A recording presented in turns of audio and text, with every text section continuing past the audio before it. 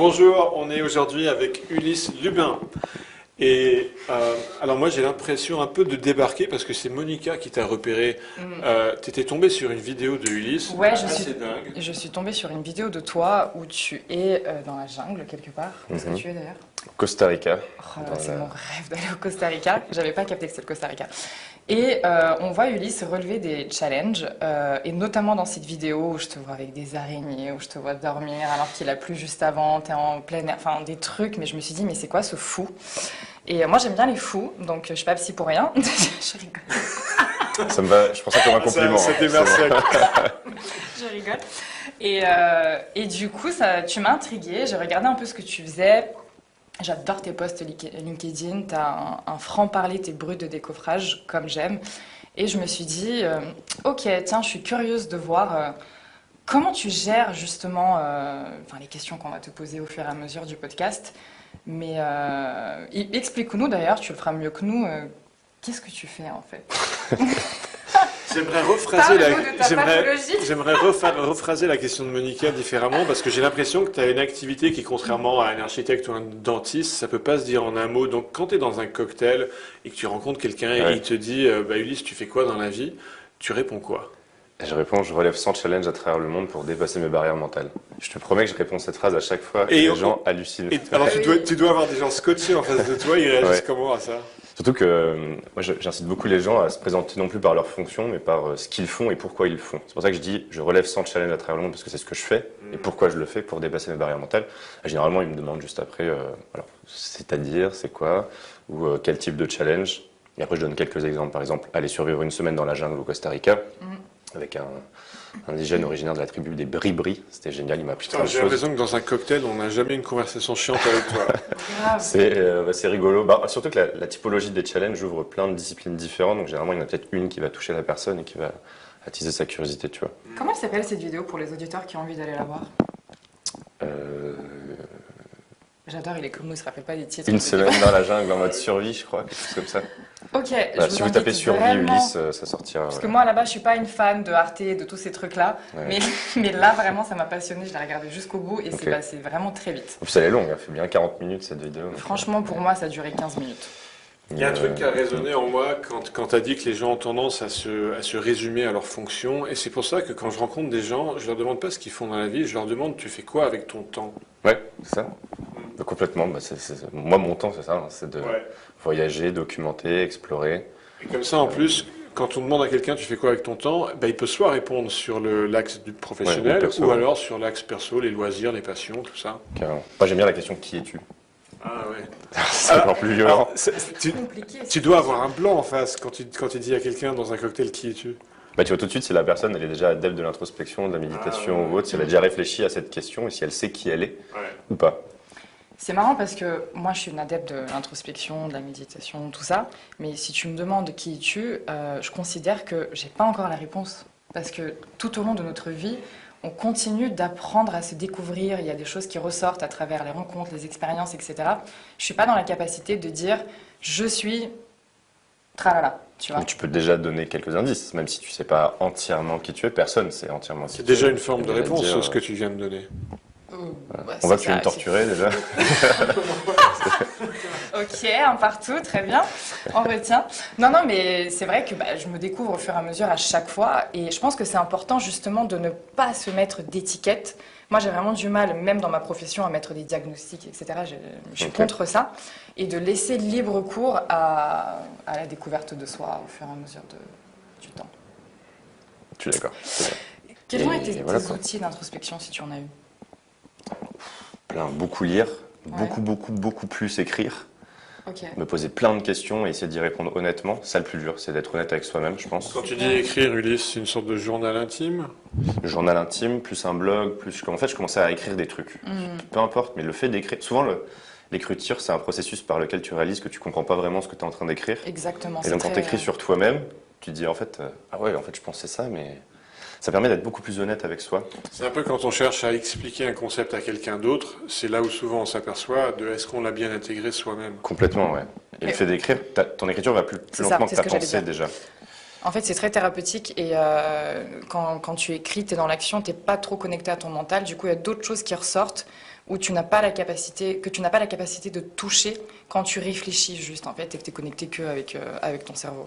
Donc c'est vraiment une forme thérapeutique, l'écriture, et chapeau. Ouais. Tu sais, t'as l'escalier du changement. C'est-à-dire quand tu veux créer du changement dans ta vie, tu passes par... Enfin, moi, j'ai cette image de tu es face à un escalier constitué de 5 marches. Donc tu as l'inspiration, la motivation, la discipline, l'habitude et le changement d'identité. L'inspiration, c'est, je sais pas si on prend le sport, tu vois, un post sur les réseaux sociaux qui t'inspire à aller courir une fois. Tu vois. Bon, motivation, tu vas mettre tes baskets, tu vas aller courir. Déjà, la marche, elle est un peu plus haute. Tu vois. Discipline, tu vas te lancer un challenge. Tu vas dire, bah, pendant 1 mois, je vais aller courir, voilà, je sais pas, 2 fois par semaine. Habitude, c'est je cours 2 fois par semaine. C'est plus un challenge. Enfin, c'est plus, voilà, tu vois, t'as plus à te discipliner pour le faire. Et si tu tiens une habitude sur suffisamment longtemps, alors ça va modifier ton identité. Tu dis plus je vais courir 2 fois par semaine, tu dis je suis un sportif. Tu vois. On revient à la question d'identité de tout à l'heure. Et donc ça a un impact sur d'autres aspects de ta vie, par exemple ta nutrition, ta consommation d'alcool, etc. Ou alors à laquelle tu te couches, parce que tu es un sportif, donc ça devient important dans ta vie. Ben, moi, l'écriture fait partie de mon identité maintenant. Ouais. Tu es quelqu'un qui écrit. Voilà. Donc tu écris quotidiennement. Exactement. Alors pour en venir maintenant sur notre cœur de sujet, je vais commencer très large, Ulysse. Ça va comment pour toi les amours? Vaste question, c'est très chaotique. Très très chaotique. Mais c'est à l'image de ma vie, parce que j'ai une vie qui est très chaotique. Ouais, bah pour l'auditeur qui ne le sait pas, Ulysse, dans une semaine, tu pars pendant 6 mois en Asie. Ouais. Donc on peut imaginer que rien que ça, c'est une source de chaos dans ta vie amoureuse. Exactement, ouais. Non mais c'est... J'ai eu des relations stables, même pendant que je voyageais. Je voyageais pendant 1 an et demi avec quelqu'un. Mais plus maintenant. Et donc là, je navigue. Donc tu as eu tendance peut-être par le passé à rechercher des personnes qui avaient la même forme de liberté professionnelle que toi, c'est ça? Même jusqu'à la fin de ma start-up, pas spécialement. Je pense que je me connaissais pas du tout suffisamment, donc j'avais aucune idée de ce que je cherchais chez quelqu'un. Ensuite, je me suis mis en couple. T'as quel âge, pardon? 28 ans. Ok. Donc je me suis mis en couple avant de démarrer. Donc j'ai eu peut-être presque 1 an de relation avant ce changement, tu vois. Et quand j'ai pris ma décision, je me suis dit, ok, je vais partir. Mais en fait, on s'est rendu compte qu'on n'était plus vraiment alignés sur ce qu'on attendait du voyage. Je pense qu'on avait besoin d'énormément d'espace chacun, donc on s'est séparés au début de l'année. C'était d'un commun accord, du coup? Ouais, et c'est la première fois, moi, que je me séparais bien avec quelqu'un, comme un adulte. C'est-à-dire que la plupart de mes ex ne parlent plus, quoi. Me déteste. Je suis un connard. Non, mais c'est ça, c'est parce que, enfin, ouais, et puis il y a beaucoup d'ego en jeu. Enfin, c'est toujours très compliqué. Je suis intrigué. Tu peux nous en dire un peu plus sur ce que tu appelles une séparation comme un adulte? C'est-à-dire une séparation mature où déjà tu as une vraie discussion sur pourquoi est-ce que tu sens que il faut plus qu'on partage autant de temps au quotidien, tu vois. Et ensuite, pour la bonne et simple raison qu'on s'aime toujours et qu'on n'est plus en mode ah bah non, j'ai vécu 2 ans avec toi et en fait t'es devenu un étranger pour moi. Non, en fait t'es dans le rejet complet. Non, on a vécu des choses incroyables et on est devenus des très très bons amis. Tu sais, c'est dans la philosophie antique, il parle de ça, il dit d'abord tu as l'éros, tu sais, c'est l'amour passionnel, etc. Tu vois l'autre comme un être parfait, sans défaut, etc. Généralement, ils disent ouais, ça dure 2 ans, ou alors il y a d'autres livres qui disent, ou des films qui disent que l'amour ne dure que 3 ans. Mais c'est ça. L'éros ne dure que 3 ans finalement. Et après, tu rentres dans le filia. Le filia, c'est l'amitié au sens noble, pur du terme, tu vois. Parce que l'amitié, c'est presque de l'amour. Il n'y a que la peau qui sépare l'amitié de l'amour. Mais c'est ça que j'appelle l'amour authentique au final. Hein. Ce que tu décrivais avant, c'est plus une projection, une passion. C'est ça, oui. On était dans la passion du voyage, de tout ça, de la nouveauté. Et l'amour, c'est ce qui vient après, justement. C'est ça. Piment Julia, donc mon ex dont on parle depuis tout à l'heure, elle a une maturité émotionnelle incroyable qui est bien supérieure à la mienne. Donc, qu'est-ce que tu appelles, Ulysse, maturité émotionnelle? Maturité émotionnelle au sens où... Et à quoi est-ce qu'on le reconnaît chez quelqu'un? Au sens où, déjà, on est capable d'avoir ces discussions qui sont pas faciles, surtout quand tu as 2 personnes qui s'aiment et qui disent non, en fait, là, il faut qu'on se sépare, tu vois. Et qu'il y ait un ego en jeu également, quand même. Il y a un ego en jeu. Par exemple, à un moment donné, j'ai commencé à voir quelqu'un d'autre. Elle l'a su. Et moi, j'ai commencé à vouloir me justifier et tout. Elle me disait non, mais t'as pas besoin de te justifier, hein, c'est ta vie, il y en a eu après, il y en aura d'autres avant. Enfin, il y en a eu avant, pardon, il y en aura d'autres après. C'est comme ça, c'est cool, t'inquiète. Moi, j'étais en mode waouh, ouais, non, si elle est plus mature que moi, parce que moi, je l'aurais peut-être pas pris aussi vite, aussi bien. C'est ce que j'allais te demander si ça avait été le contraire. Je sais pas, ça s'est pas produit. Maintenant, je pense que j'ai suffisamment travaillé sur moi pour prendre vraiment un pas en arrière et arrêter un peu d'être jaloux, on va dire, compulsif, on va dire toxique, quoi, tu vois. Alors je pense pas que j'ai jamais été très jaloux, mais déjà parfois une petite pointe de jalousie va pas forcément va pas forcément amener du positif dans ton couple. Moi je l'étais un petit peu, et maintenant j'essaie de le devenir plus du tout, ce qui est plus difficile qu'il n'y paraît. Mais comme je suis de plus en plus détaché des Si je me choses. fais l'avocat du diable, est-ce que quelqu'un qui n'est plus du tout jaloux, c'est quelqu'un qui finalement s'en fout? Pourquoi? Bah, pour certaines personnes, la jalousie, alors à tort ou à raison, hein, pour certaines personnes, la jalousie, c'est une marque d'amour, d'attachement, de respect, de considération. Et pour certaines personnes, ça peut être très dérangeant d'être face à quelqu'un qui va être moins jaloux qu'eux. Parce que la personne peut avoir l'impression que du coup l'autre s'en fiche. Ouais, je comprends. C'est des marques de démonstration qui sont plutôt toxiques en fait. Après, il y a des degrés, hein, bien évidemment. Ça peut être mignon, séduisant, il peut y avoir une certaine tension, mais Ouais. quand c'est équilibré. Ouais, le tout, c'est d'avoir une vision, une conception équilibrée de la jalousie.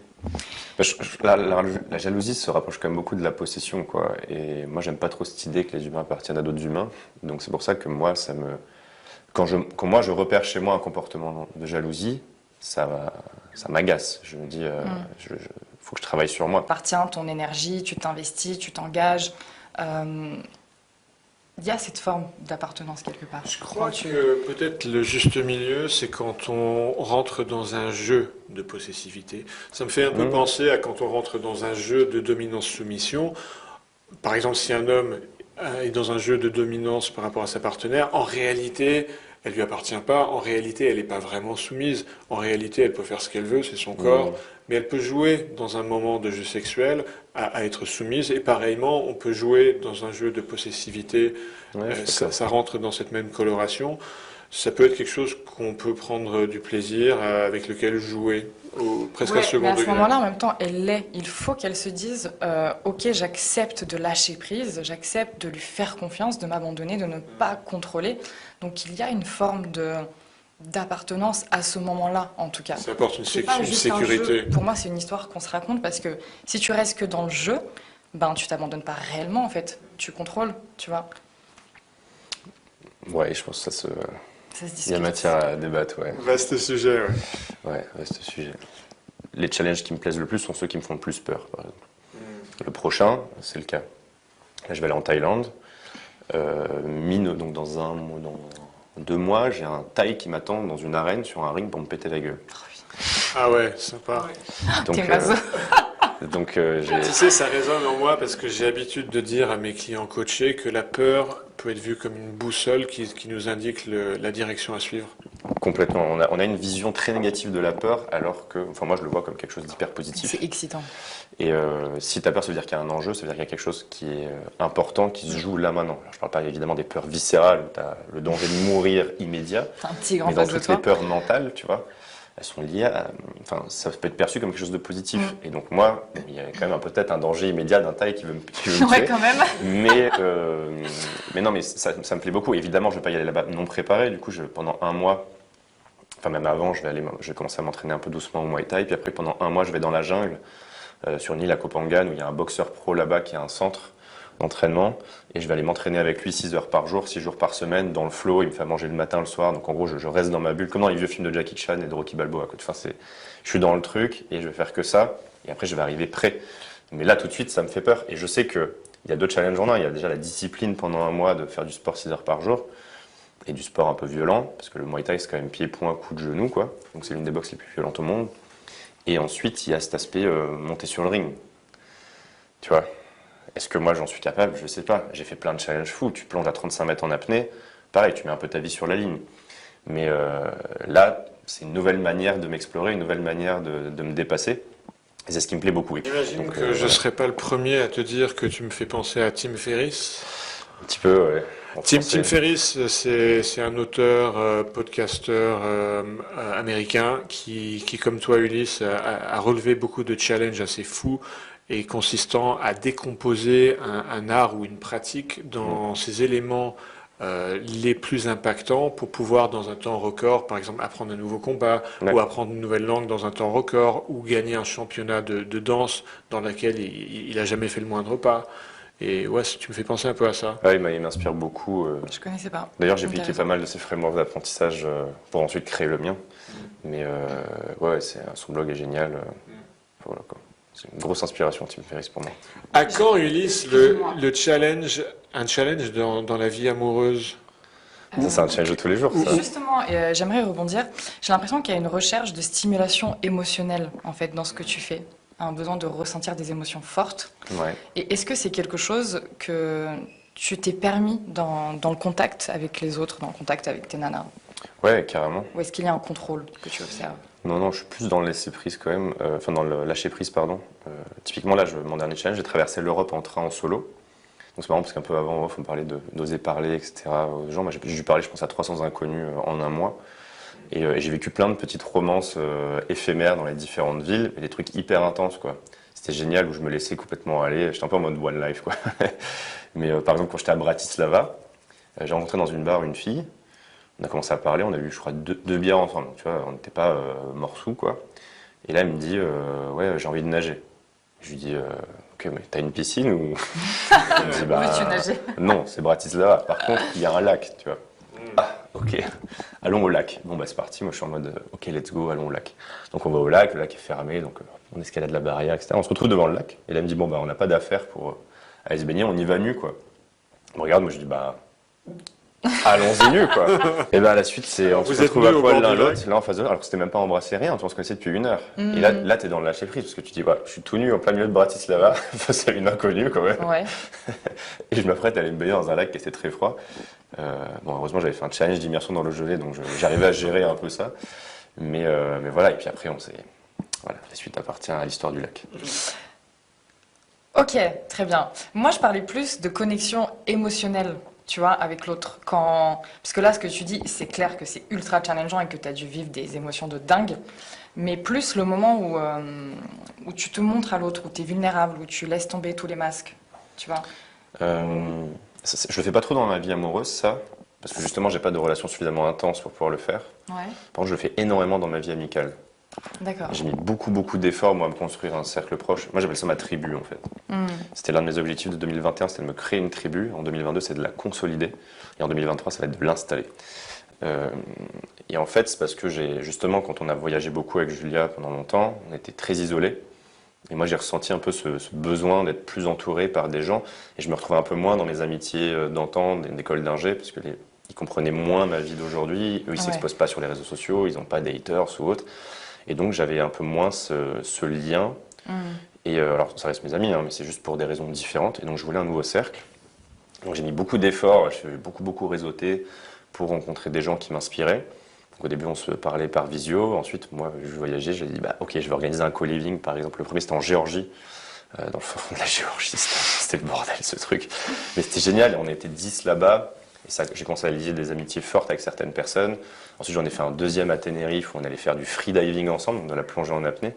Et ça, ben, pareil, c'est les moments intenses créent des relations intenses, tu vois.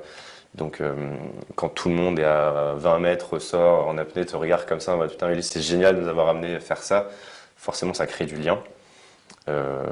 Et tu vois, aujourd'hui, bah, il y a des piliers de mon cercle proche, par exemple Manon Tournant, ou Yacht Meunier, j'en parlais tout à l'heure, qui a 18 ans. Ces gens-là sont des piliers de mon cercle proche, alors je les connais depuis moins de 2 ans, même moins d'1 an, je pense. Ok. Mais on a créé ce lien qui est très fort et on parle de tout, vraiment tout. On s'abandonne complètement.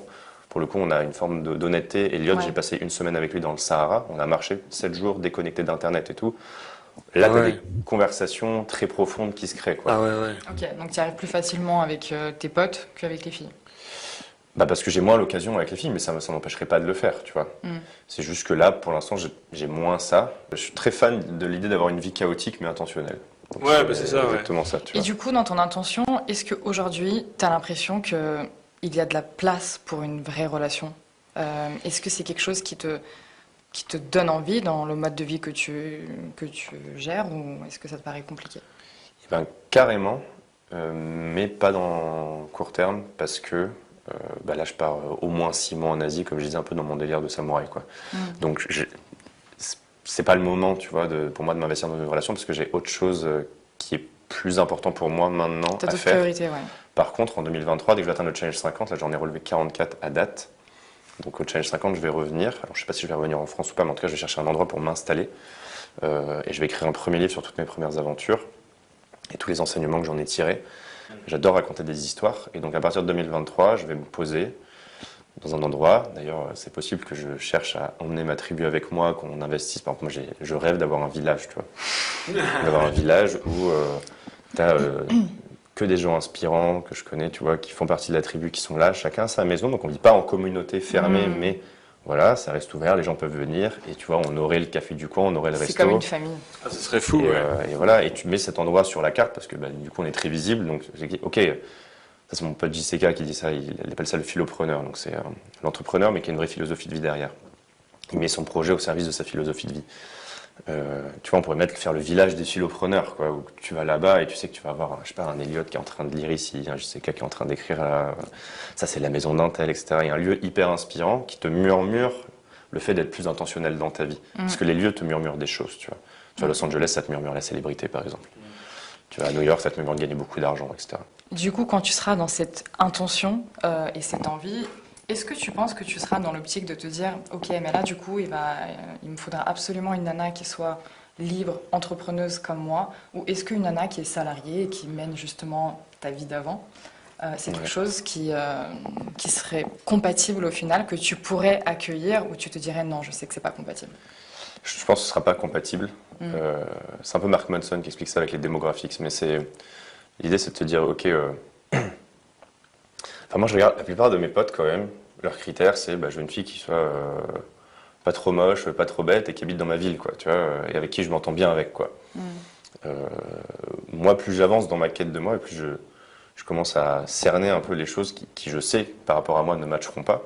Et donc déjà, par exemple, si la personne met un réveil le matin, pour moi c'est mort, parce que moi je ne mets pas de réveil, tu vois, et je veux surtout pas être tiré du sommeil déjà, par une sonnerie horrible. Là, tu vois. c'est clair que c'est mort. Donc déjà, j'élimine 90% de la population, tu vois. Bien entendu. Bah ouais, c'est ça le truc en fait. Et donc, par rapport à une vie de salarié, c'est déjà peu probable, parce que la plupart des salariés mettent un réveil. Alors j'ai rien contre les salariés en fait, c'est juste que ça crée un set de contraintes qui, moi, ne me va pas. Et je pense que si la personne avec qui je partage ma vie me réveille tous les matins, moi, ça va me rendre fou en fait, parce que j'ai pas choisi cette vie-là pour vivre cette contrainte. Par contre, ça ne veut pas dire qu'il n'existe pas ça quelque part, tu vois. Ah non, mais c'est clair, il y a de plus en plus de gens justement qui se cherchent, qui se trouvent et qui vont dans les choses qui leur plaisent. Et c'est vrai que moi, je rencontre beaucoup de personnes qui sont de plus en plus dans l'entrepreneuriat. Ouais. Et surtout les jeunes générations. De toute façon, c'est un peu la loi de culot l'attraction, le quoi. faire. Enfin, moi, depuis que je publie sur TikTok, je rencontre plein de TikTokers, quoi. Enfin, c'est juste ça, quoi. Moi, j'aimerais bien te voir, Ulysse, un peu plus dans ta sphère émotionnelle, de voir un peu plus ce qu'il y a derrière toute cette maîtrise intellectuelle. T'es super intelligent, ça se voit, et j'adore. Et en même temps, j'arrive pas à rentrer en contact avec l'enfant en toi, avec ce truc où tu peux justement un peu perdre le contrôle. Je t'aide un peu, je te pose des questions. Quel est le point sur lequel tu travailles potentiellement et qui est en rapport avec ta vulnérabilité? C'est une question difficile, ça. Ouais, j'aime bien les questions difficiles, désolée. C'est-à-dire, quel est le point où je me sens vulnérable et où je travaille ça? Ouais, une vulnérabilité que tu n'as peut-être pas envie de montrer, que tu connais, et sur lequel tu bosses. On a tous un peu ça. Non, complètement. Je demande qu'une chose, c'est de tomber amoureux, d'avoir un gros coup de foudre et de vivre ça. Au contraire, moi j'adore les expériences de vie qui sont intenses, tu vois. Donc non, je serais très très friand de ça. C'est juste que là, mon intention du moment, c'est ça. C'est pas, je mets pas au-dessus mon intention d'aller rencontrer quelqu'un. Et donc, j'ai pas eu la réponse à ma question et je suis très curieuse. Pas encore. Ouais. Qu'est-ce qui te rend vulnérable, Ulysse? En fait, je comprends pas bien la question. Qu'est-ce que ça veut dire? Qu'est-ce qui te rend vulnérable? La vulnérabilité, tu vois ce que c'est? Je suis pas certain. Ok. C'est des choses en nous qui sont activées par des blessures qu'on ne gère pas, qu'on ne contrôle pas, qui nous touchent et qui font partie de nous, et c'est ce qui nous rend humains. Et d'ailleurs, quand on tombe amoureux, ce que j'ai pu réaliser, c'est qu'on tombe amoureux des vulnérabilités de l'autre. Tu vois, c'est quand on est touché par l'autre qu'on est touché dans notre cœur, en fait. C'est pas juste ce truc de ouais, on admire l'autre pour ses forces, etc. Pour moi, ça, c'est pas de l'amour, l'admiration. tu vois. Ok. C'est plus C'est intéressant. une forme de projection. Tandis que quand tu es touché par quelqu'un, bah, tu es touché émotionnellement. Et généralement, tu es touché par ses vulnérabilités. Ce que la personne peut appeler ses faiblesses. Moi, j'aime pas ce terme. Ouais. Euh, Tu me dis si c'est trop intime ou quoi. Et En fait, c'est pas une question de... Non, non, c'est pas du tout assez trop intime. Ce serait quoi pour toi, C'est plus Monica, difficile un pour moi de répondre. exemple d'une de tes vulnérabilités? Ouais. Peut-être ça peut aider Ulysse à suivre ensuite. Moi, si je prends un exemple personnel, bon, on en parlait dans l'un des épisodes, je sais que j'ai besoin de me sentir sécurisée. Quand je rentre en relation avec quelqu'un, au tout départ, je vais créer un conflit, on va rentrer dans un rapport de force. Et tant que je me sens pas en sécurité, je vais avoir ce rôle de la femme forte, machin, etc. Et ce que je peux ajouter, enfin, moi j'ai fait une introspection, j'ai ma propre psy, je sais que c'est un lien avec ma relation à mon père, où du coup je cherche Ok. à punir mon père à travers des hommes qui lui ressemblent, entre guillemets. Mais tu vois, là, de dire ça, bah, je me sens vulnérable. C'est pas simple, c'est pas facile. Parce que tu es en train de te livrer sur des sujets qui te touchent et que potentiellement quelqu'un de mal intentionné pourrait exploiter pour te blesser. C'est ça? Oui, par exemple, et au-delà de ça, ça te positionne dans une émotion qui est inconfortable. Et en fait, on a tendance à contrôler nos émotions et à nous montrer sous notre meilleur jour, à mettre des masques. Et aujourd'hui, j'aime vraiment pouvoir voir les gens dans leur authenticité. J'ai même compris que si je faisais ce métier, c'est parce que les gens que j'accompagne se montrent tels qu'ils sont. Et je trouve ça génial. Et aujourd'hui, les gens n'osent plus le faire. Et je pense que quelque part, ce que tu entreprends, comme tu l'as dit toi-même, tu te cherches toi, mais pas juste dans la profession, ça va beaucoup Ouais. plus loin que ça. Et le toi, c'est pas juste la lumière et... Ouais, moi j'aime beaucoup l'idée aussi de définir les amitiés par est-ce que tu acceptes la part d'ombre de ton ami, tu vois. Voilà, exactement. Mais et justement, j'ai un ami qui m'avait posé cette question, c'est quoi ta part d'ombre? J'ai beaucoup de mal à répondre. Et je pense que je suis capable d'identifier des faiblesses, tu vois, chez moi. Par exemple, je sais que je manque d'empathie, très clairement. Par exemple, À quoi tu reconnais que tu manquerais d'empathie? je manque d'empathie parce que je suis pas forcément dans l'attention émotionnelle des autres. Alors, J'écoute peu. Alors, peut-être que je me trompe faut de mots, peut-être mais... qu'on précise les termes, parce que Ouais. souvent le terme empathie est mal compris, c'est-à-dire il est souvent confondu avec la compassion. L'empathie consiste à vivre l'émotion que l'autre vit. Donc on peut être quelqu'un de compassionnel, d'ailleurs moi je suis un peu comme toi là-dessus, donc je connais le sujet, on peut être assez compassionnel et pour autant être relativement faible empathiquement, c'est-à-dire qu'on a du mal à ressentir l'émotion que ressent l'autre. Moi, je pensais plus l'inverse, alors. Ah vas-y Alors, dis. je manque complètement de compassion. Ah, ok. Non, ah oui, c'est ça. Alors, c'est bien que tu me mettes ça parce que pendant longtemps, par exemple, Julia me disait non, non, tu manques pas du tout d'empathie. Moi, je disais, je passe mon temps à Ouais, avoir l'impression t'as l'air que, empathique. que quand les gens viennent me parler avec leurs problèmes, moi, je dis, bah voilà, tu vas faire ça, tu vois. Ça, ta solution, quoi. Je suis pas du Ah tout. bah ça c'est très masculin d'apporter une solution à un problème alors que l'autre a juste besoin de s'exprimer, d'être Référence, les hommes écouté. viennent de Mars et les femmes viennent de Vénus. C'est ça. On est sur le cliché stéréotypique masculin. Mais j'ai beaucoup de mal, moi, tu vois, à juste écouter, à dire, ok, ça va aller. Surtout ou pour autre, des gens comme nous qui sommes ingénieurs. On est formés, on a été formés pendant des années à décortiquer des mécanismes et à apporter des solutions. Alors, ça se manifeste comment un manque de compassion pour toi? Ça se manifeste par, je sais pas, un jour ma sœur vient me parler d'un gros problème et moi, je lui fais un audio en lui disant bah, step 1, step 2, step 3, tu vois. Je suis pas du tout dans je dans sais l'émotion, pas, quoi. Qu'est-ce qui se passe Et pour elle, toi elle a mal pris, elle m'a dit mais non, en fait, à ce moment-là, moi je voulais juste un frère qui m'écoute, quoi. Tu as fait ce qu'on aurait voulu qu'on te fasse à toi. Tu as projeté Peut-être. sur elle ta psychologie à toi. Ça, c'est possible. Il y a une phrase que j'aime beaucoup, c'est l'adulte que tu es aujourd'hui, celui avec lequel tu aurais aimé être quand tu étais enfant, et en fait, c'est plutôt quelle est ta sécurité, qu'est-ce que toi tu aimerais que l'on projette sur toi, tu vois. Et moi, c'est peut-être ça. Peut-être moi, j'ai pas grandi avec mon papa. Il s'est barré quand j'avais 4 ans, et après, j'ai eu un genre de beau-père très conflictuel, donc moi, j'étais très vite indépendant. Et peut-être que c'est pour ça que je prends autant de responsabilités, enfin, que je prends la responsabilité de tout ce qui m'arrive, etc., et que j'ai en horreur les gens qui se plaignent. C'est parce que j'ai peut-être besoin d'incarner cette figure paternelle, tu vois. Ouais. Bah, la dernière fois que j'ai pleuré, c'était ça, par contre. Par exemple, j'ai pleuré ce week-end. J'étais à l'anniversaire d'Eliott. Donc, c'est 18 ans. J'étais dans sa famille. incroyable. J'ai jamais vu une famille aussi, avec des liens aussi profonds et soudés. Et tu sens que lui est très très performant, très intelligent, et tu sens qu'en fait son environnement l'a amené là, et c'est pas un hasard en fait qu'il en soit là. Et donc toute sa famille s'était énormément investie, il y avait un staff, etc. Tu vois, toutes les sœurs, la mère, le père, etc. Plein d'activités. Tu sens qu'ils sont très investis dans le fait de rendre ce moment mémorable pour lui. Ses grands-parents avaient fait un PowerPoint, enfin tu vois, plein de gens avaient préparé plein de choses. Et à un moment donné, son père, à la fin, diffuse un slam qu'il avait enregistré avant, tu vois, devant tout le monde. Alors, je me sens perdu, c'est quoi un slam? Un slam, c'est une musique où tu parles dessus, tu vois. Un peu comme Grand Corps Malade. Ah oui, d'accord, je vois. Voilà. Et donc le mec avait enregistré un slam sur un disque, et il l'a passé devant tout le monde. Déjà, il faut beaucoup de vulnérabilité, beaucoup de courage pour faire ça. Totalement. Et qui est une déclaration d'amour à son fils, tu vois. Et là, j'ai pleuré. J'ai pleuré, et tu vois, là, ça me fait monter l'émotion, même pareil, tu vois, parce que quand j'y repense. Pourquoi? Parce que moi, je me suis dit, ben, jamais mon père me ferait ça, tu vois.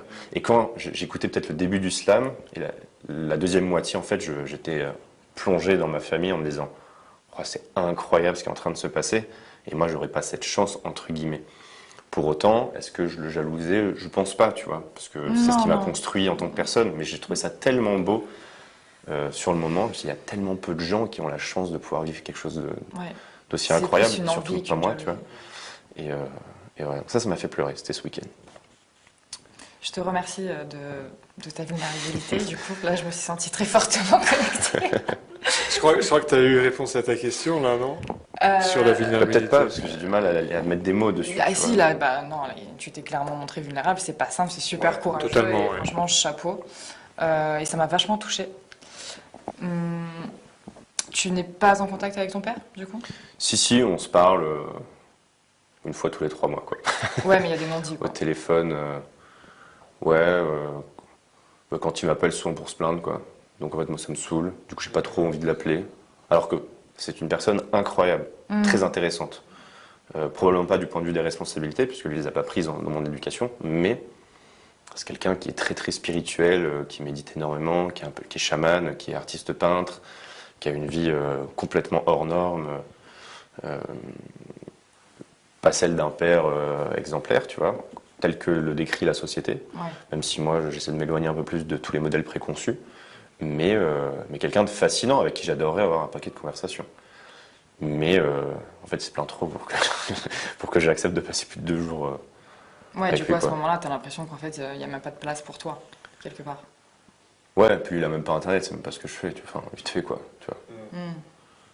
Ouais, il n'est pas dans la capacité de pouvoir te voir, mais te voir vraiment dans ton authenticité, dans ce qui se passe. Ouais, non, il sait pas du tout qui je suis en fait. Pas du tout. Ma maman sait qui je suis. Maman va écouter ce podcast. Coucou maman, ça va parce qu'elle regarde tout ce que je fais quasiment. Enfin, elle s'intéresse beaucoup et elle me soutient et c'est elle qui m'a élevé. Mais donc je pense que c'est probablement la personne qui me connaît le mieux. D'ailleurs, elle devrait être capable de dire quelles sont mes vulnérabilités. Moi, même si moi je le sais pas. Mais mon papa, non, clairement pas. Et tu l'as jamais envoyé une de tes vidéos En fait, il a même pas d'ordi quoi. Ah oui, il est vraiment. Il a un vieux smartphone qui lit pas. Enfin, je sais pas. Quand je lui dis mais télécharge YouTube ou quoi, il y a plus de place sur le truc, tu vois. Je dis bon bah ok. Ça tu vois, c'est pas moi. Quelqu'un qui se trouve une excuse quoi. C'est pas... Non, c'est si tu veux voir ce que fait ton fils, tu te trouves une manière, tu vas t'acheter un téléphone quoi. Enfin, enfin bref. Ouais, Ça me dépasse. il est dans son déni à lui, je pense, par rapport à certaines choses, et il se coupe de certaines choses qui peut-être réveillent ses propres émotions qu'il n'est pas en capacité de voir, et du coup, ben, malheureusement, ça a créé un fossé entre vous. Peut-être. En vrai, je sais pas. Même moi, j'ai du mal à comprendre ce qui se passe dans sa tête. J'ai du mal à comprendre ses choix de vie. J'ai du mal à comprendre plein de choses. Alors qu'il est si créatif, si intelligent. Enfin, ça me dépasse un petit peu tout ça. Mais je m'y intéresse de moins en moins. J'ai plus l'impression de devoir peu de choses à... Enfin, j'ai l'impression de devoir peu de choses à peu de gens. Tu vois. J'ai l'impression de devoir beaucoup à ma maman, qui m'a élevé, qui a pris cette responsabilité, quelques personnes de ma famille, et c'est tout. C'est ce qui me permet aussi, je pense, d'être aussi libéré dans ma parole sur LinkedIn ou autre, et d'envoyer des trucs, c'est parce que je m'en fous de pas plaire, je m'en fous de voir des choses, tu vois, je suis très détaché de tout ça. Je sais que tant que mon cercle proche que je me suis construit, donc ma famille et ma tribu, ça les inspire ce que je fais, alors je suis heureux, tu vois. Et ce que peuvent dire les autres me touche pas très très, très peu. Ok. Et qu'est-ce qui, du coup, toi, te touche chez l'autre? Qu'est-ce qui fait que tu vas être attiré par une fille, que tu seras touché, que tu auras envie d'aller plus loin? Est-ce que c'est une question à laquelle tu as réussi à répondre à travers tes expériences ou est-ce que c'est un truc qui est totalement inconscient et... Ouais, il y a toujours une part d'inconscient de toute façon, hein. Oui. Après, comme j'ai pas encore vécu de coup de foot, je sais pas jusqu'à où ça irait l'inconscient, mais j'ai j'ai beaucoup d'admiration. Enfin, moi je pense qu'il y a besoin d'admiration pour eux-mêmes. Alors, peut-être on n'est pas d'accord, mais moi j'ai beaucoup d'admiration pour les personnalités qui sont un peu autotéliques, c'est-à-dire qui arrivent à créer du sens par eux-mêmes, qui n'ont pas besoin qu'on leur dise quoi faire. Souvent, du coup, ce sont des entrepreneurs. Mais il y a beaucoup d'entrepreneurs dont j'admire pas du tout la vie et qui s'inventent des fausses missions dans leur start-up. Et ça, c'est pas quelque chose que j'admire. J'admire vraiment ceux qui, comme je disais tout à l'heure, ont un projet au service de leur philosophie de vie. Je suis fasciné par les gens qui sont très créatifs. Mm. Tu vois, je te disais tout à l'heure, il y a peu de chances pour que je tombe amoureux de quelqu'un qui est dans un modèle très Robotique, carré, et se lever à 8 heures, aller travailler 8 heures par jour derrière un bureau sur un ordi et revenir le soir et ouvrir Netflix. Tu vois. Il y a peu de chances que je me sente inspiré par ce type de personne. Mm. Par contre, tu vois, je pourrais complètement sortir avec pas forcément quelqu'un qui crée du contenu sur les réseaux sociaux, mais par exemple une artiste, tu vois, une chanteuse, une peintre, quelqu'un qui fait de la sculpture, qui fait d'autres choses, qui mène des projets, ou, ouais, et qui a une mission de vie, une vraie mission de vie qui est réfléchie, tu vois, qui sait pourquoi elle fait les choses. Les gens qui ont un pourquoi fort, ça me touche aussi, et qui sont prêts à abandonner beaucoup pour ça.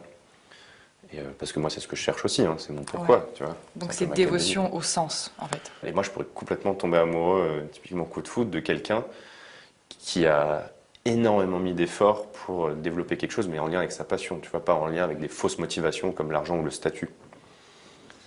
Voilà. Ouais. En fait, pour rebondir à ce concept d'admiration, généralement, on admire quelqu'un qui a développé un aspect de lui qui nous a manqué et que du coup, nous, on peut chercher à développer. Et ce concept d'admiration, c'est plus, du coup, on va aimer quelque chose chez soi à travers l'autre. Ah, ok. Ou Tu que vois? tu peux pas faire aussi, non? Tu penses ne pas pouvoir faire, Ok. Ouais, complètement. tu vois? C'est plus ça le concept d'admiration et c'est du coup l'amour de soi quelque part qui est caché là-dedans. Je dis pas qu'il faut pas admirer, hein, c'est juste conscientiser le concept.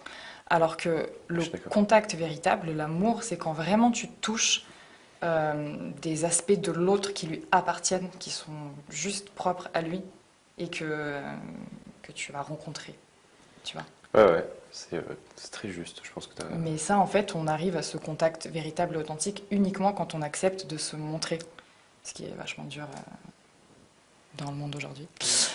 Ouais. Donc c'est pour ça que j'avais envie de te voir, tu vois, vraiment, à travers, malgré tout ce que tu disais, qui avait beaucoup de sens, et ça se voit que tu as une maîtrise intellectuelle admirable, du coup. Bon, merci. Mais moi, ce qui me touche, c'est plus ce qu'il y a derrière, tu vois, Mm. l'humain, l'émotion, la sensibilité. Et c'est top, t'es vachement courageux. Bah, je pense que j'ai pas peur d'être vulnérable. C'est juste que je sais pas encore très bien où elles sont. Mais par exemple, dans mes posts, souvent, je dis des trucs qui sont presque inavouables ou que j'aurais pas dit il y a quelques années, tu vois, dans les posts LinkedIn ou autre. Et plus je suis vulnérable, en fait, et plus les gens m'acceptent parce que, Il te voit. ouais, ils peuvent pas m'enlever qui je suis de toute manière. Mm. Et en fait, une fois que c'est marrant, c'est avec Thibaut, je parlais de ça. On disait sur LinkedIn, les gens au début, ils commencent par donner des astuces en copywriting et ils finissent par avouer un an après qu'ils sont cocaïnomanes depuis 10 ans, tu vois.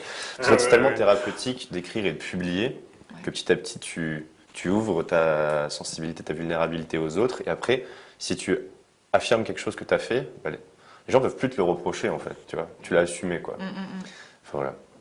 T'es bélier ou verso? Je suis Verseau. Je suis trop forte. Ah, c'est insupportable. Ah ça, putain, les gens, j'avoue. c'est trop- Ah ouais, Je suis trop forte. pas mal. Ah, je suis fière. J'ai un ami qui est à fond en astrologie et qui passe son... Et moi, je suis tellement sceptique vis-à-vis de ça. Et il passe son temps à me... Message à ton ami, je viens de deviner ton signe. Donc si là tu ne remets pas en question ta sceptique, comment on dit Ça, c'est une faiblesse. Ton côté sceptique de Ouais. ta croyance limitante sur l'astrologie, là je peux plus rien faire pour toi. Ça, c'est... Vraiment là, l'ami, je lui dis bon bah mon soutien. Hein. Ah bah, j'étais comme toi, Ulysse, j'étais incapable d'avoir une conversation sérieuse sur l'astrologie et j'ai passé beaucoup de temps avec Monica et du coup, Ah là, il est mort. Savoir. j'en parle de plus en plus. Et moi, ça me fascine. J'ai envie de comprendre, par contre, comment tu fais pour deviner. Moi, j'ai horreur de mettre les gens dans les cases, typiquement. Donc, ça marche très bien avec le MBTI ou tous ces genres de tests, même si ça peut être un outil. Moi, par exemple, il est dans mon atelier d'introspection. C'est un outil pour apprendre à se connaître parce que le fait de le faire, en fait, tu te poses des questions, mais en fait, déjà, tu réfléchis à toi et tu commences à être honnête un peu avec toi. C'est le processus qui est intéressant. Et en fait, le MBTI, t'as pas besoin d'un test, t'as juste besoin de réfléchir. Parce que je suis quelqu'un de plutôt extraverti, plutôt introverti. Ok. Et tu le fais toi-même, ton test, tu vois.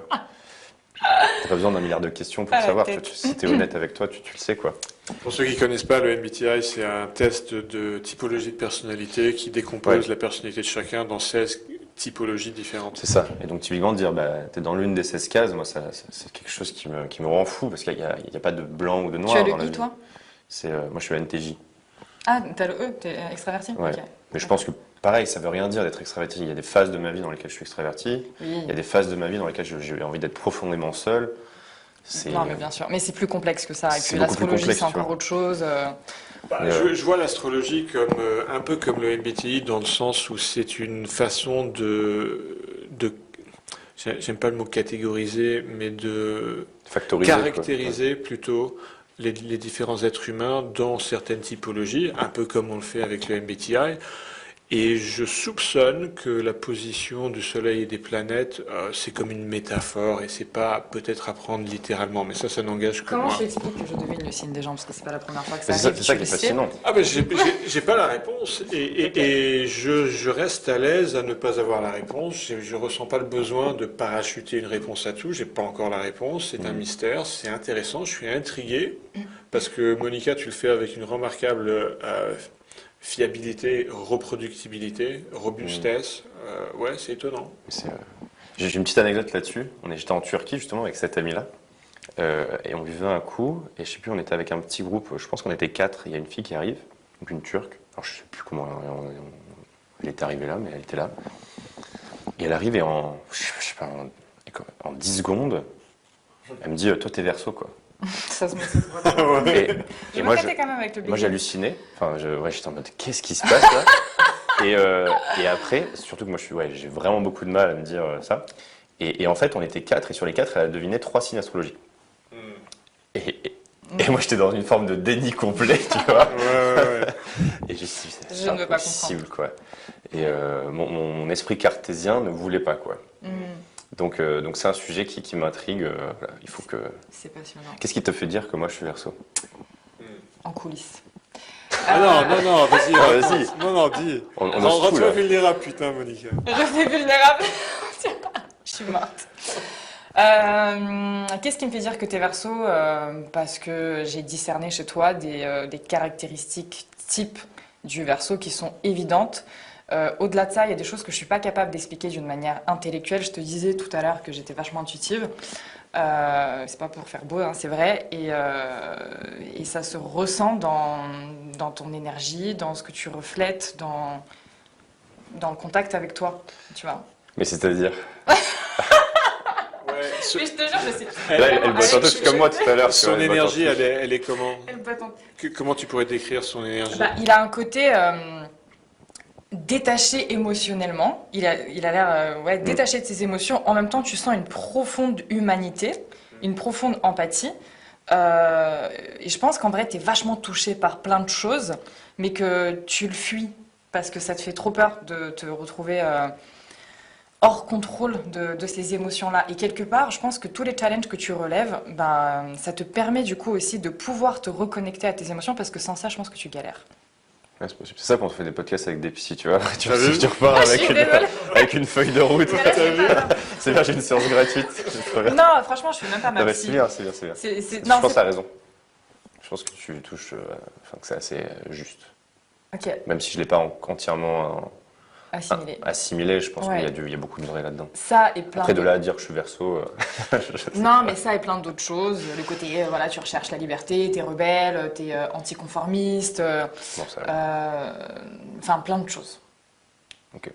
Ok, est-ce qu'il y a une question qu'on ne t'a pas posée, que tu aimerais qu'on te pose, ou un sujet que tu aimerais aborder concernant les relations hommes-femmes?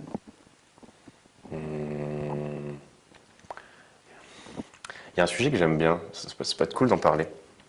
Très rapidement. J'ai lu un livre il n'y a pas longtemps de James Clear qui s'appelle Finite and Infinite Game. Du coup, j'ai envie d'avoir votre avis là-dessus. Idée très simple. Dans la vie, il y a deux types de jeux, les jeux finis et les jeux infinis. Le but d'un jeu fini, c'est de le gagner. Le but des jeux infinis, c'est de continuer de jouer. Et donc il l'applique à plein de choses. Et à la fin, il l'applique aux relations humaines et à la sexualité.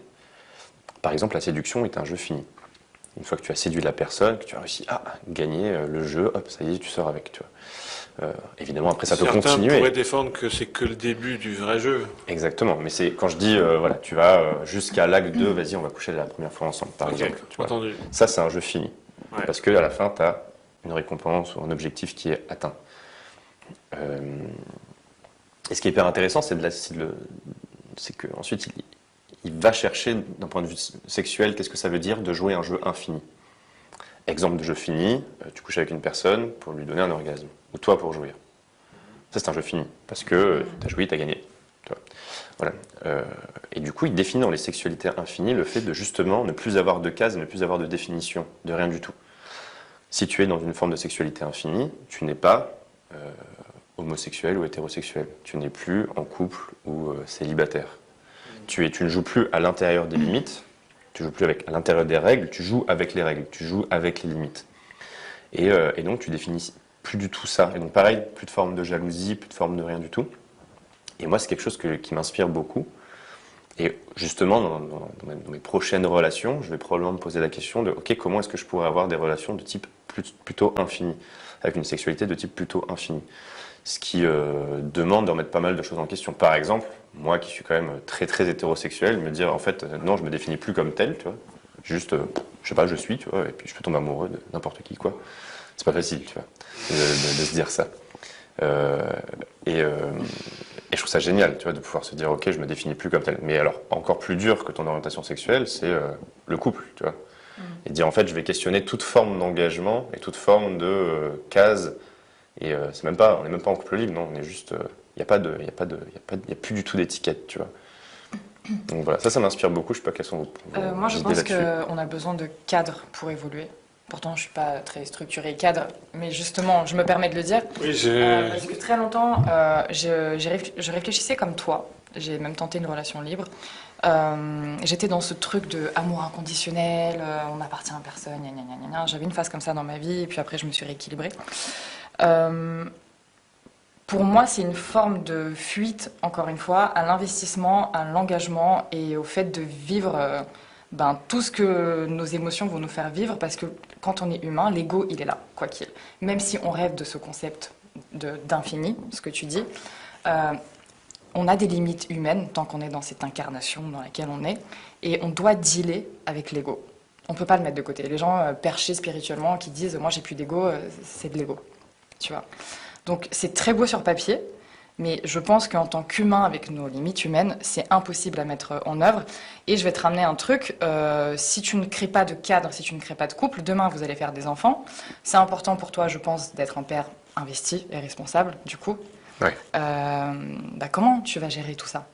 Tu vois, il y a plein de questions qui vont se poser au fur et à mesure et qui, à mon sens, ne permettent pas de mettre ça en œuvre sur du long terme réellement.